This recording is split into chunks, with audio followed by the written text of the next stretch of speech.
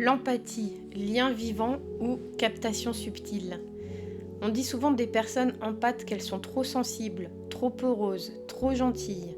Et parfois, elles finissent par se croire condamnées à souffrir pour les autres, à absorber, à se taire, à se dissoudre.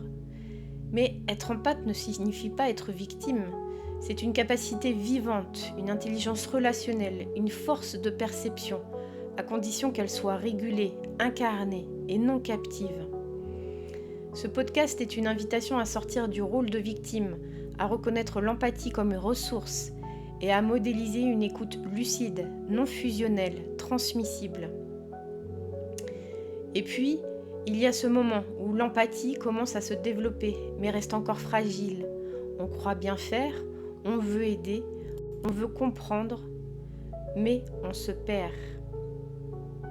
Quand l'empathie est en voie de développement, elle peut devenir un piège relationnel. On ressent à la place de l'autre, on absorbe sans réguler, on confond aide et sauvetage. Cette empathie-là fatigue, dilue, culpabilise. Elle crée des relations floues, des assignations à l'écoute permanente, des silences qui étouffent. Elle empêche le retour à soi, elle confond le lien avec la fusion. Et puis un jour, quelque chose se décante. L'empathie devient plus claire, plus incarnée. Elle ne cherche plus à sauver. Elle sait reconnaître sans se perdre. L'empathie mature n'est pas moins sensible. Elle est plus régulée, plus libre. Elle reconnaît sans absorber. Elle écoute sans se dissoudre.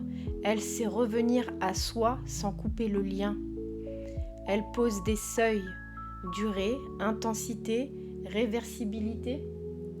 Elle refuse l'assignation à l'écoute comme rôle fixe.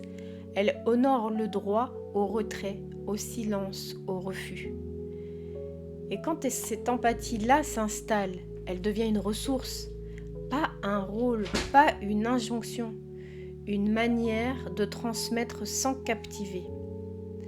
Quand elle est régulée, l'empathie devient un outil de veille, de pédagogie, de lien vivant.